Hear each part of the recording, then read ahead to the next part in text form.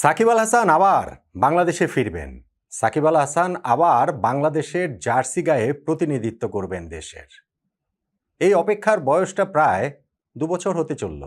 অপেক্ষাটা সাকিবের, অপেক্ষাটা বাংলাদেশের cricket প্রেমীদেরও। Bangladesh cricket বোর্ডে একের পর এক ভাঙচুর হয়েছে, বোর্ড পরিবর্তন হয়েছে, বোর্ড প্রেসিডেন্ট এসেছেন গিয়েছেন, কিন্তু সাকিবের এই ফেরার ইস্যুটা ঝুলেই আছে। এখনো কি আলাদা কোনো নতুন পরিস্থিতি তৈরি হয়েছে? সাকিব নিজে অবশ্য ভীষণ রকমের আত্মবিশ্বাসী এবং আশাবাদী। তিনি বাংলাদেশে ফিরবেন, বাংলাদেশের হয়ে আবারও তিনি খেলবেন। শুধুমাত্র তার ওই বিদায়ী ম্যাচ না, বাংলাদেশকে তিনি প্রপার ওয়েতে কন্ট্রিবিউট করতে পারেন বলেই তিনি মনে করছেন এবং তার আশা এই বছরের মধ্যেই তিনি বাংলাদেশে ফিরে আসবেন। অ্যাডহক কমিটির নতুন যে প্রেসিডেন্ট হয়েছে বিসিবির, তামিম ইকবাল, তার সঙ্গেও এই বিষয়ে সাকিবের কথা হতে পারে বলে তিনি জানিয়েছেন। আসলে সেই বাস্তবতা কতটুকু রয়েছে?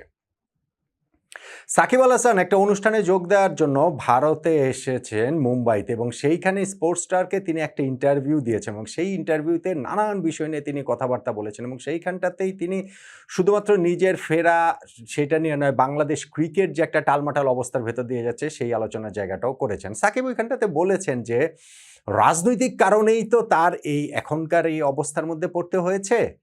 2024 সালের ওই 5ই আগস্টের ঘটনা পরবর্তী সময়েও সাকিব বাংলাদেশের জার্সিতে প্রতিনিধিত্ব করেছেন, পাকিস্তানে খেলেছেন, ভারতে খেলেছেন, কিন্তু যখনই তিনি দেশে এসে বিদায়ী একটা টেস্ট ম্যাচ খেলার ইচ্ছা প্রকাশ করলেন, ওইখান থেকেই সবকিছু আসলে এলোমেলো হয়ে যায়। তারপর থেকে সাকিবকে আর কোনো ফরম্যাটেই বিবেচনা করা হয়নি। নানান সময় নানান বোর্ড নানান কথাবার্তা বলেছে, কিন্তু সেগুলা আসলে বেশিরভাগই ছিল স্টানবাজি এবং বেশিরভাগই আসলে শুধুমাত্র বলার জন্য বলা, মানুষের ওই আবেগের জায়গাটাতে একটুখানি টোকা দেওয়া। কিন্তু সত্যিকার অর্থে সাকিবকে দেশে ফেরানোর বিষয়ে খুব কিছু কাজ করা হয়েছে?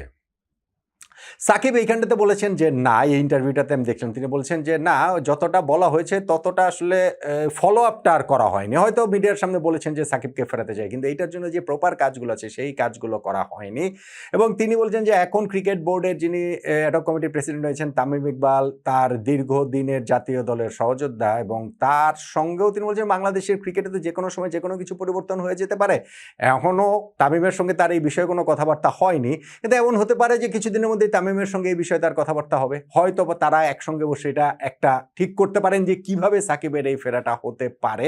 আজকে ইনফ্যাক্ট তামিম ইকবালও কিন্তু একটা প্রেস কনফারেন্স করেছেন এবং সেইখানটাতে তামিমও বলেছেন যে শুধু সাকিব আল হাসান না, সঙ্গে আমাদের জাতীয় ক্রিকেট দলের আরও যে 2 সাবেক অধিনায়ক নাইমুর রহমান দুর্জয় এবং মাশরাফি বিন মুর্তজা রয়েছেন, তাদের কথাও তামিম বলেছেন যে আপনারা যখন, মানে আমাদেরকে বলেছেন, সাংবাদিকদের যখন কথাবার্তা বলেন বা প্রশ্ন করেন তখন যেন এই সবাইকে নিয়ে এই প্রশ্নের জায়গাটা করা হয়। এবং ক্রিকেট বোর্ডের তরফ থেকে সাকিবের বিষয় পার্টিকুলার বলেছেন যে যা করা দরকার সেই জিনিসগুলো আসলে তারা করার চেষ্টাটা করবেন।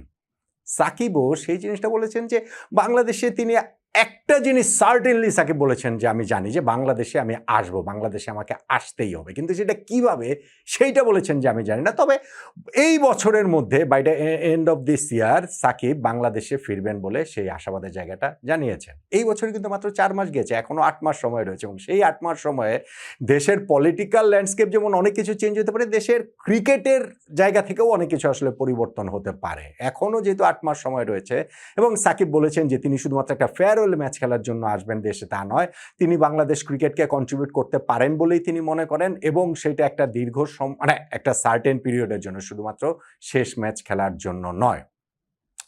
রাজনীতির কারণেই তো সাকিব দেশে ফিরতে পারছেন না, রাইট? ওই সংক্রান্ত কিছু মামলা মোকদ্দমা রয়েছে, সেইগুলা তিনি আইনগতভাবে কিভাবে মোকাবেলা করবেন। তবে সেই রাজনীতিতে যোগদানের সিদ্ধান্তটা যে তার ভুল ছিল, তিনি বলছেন যে এখন এইভাবে দেখলে অনেকে এটা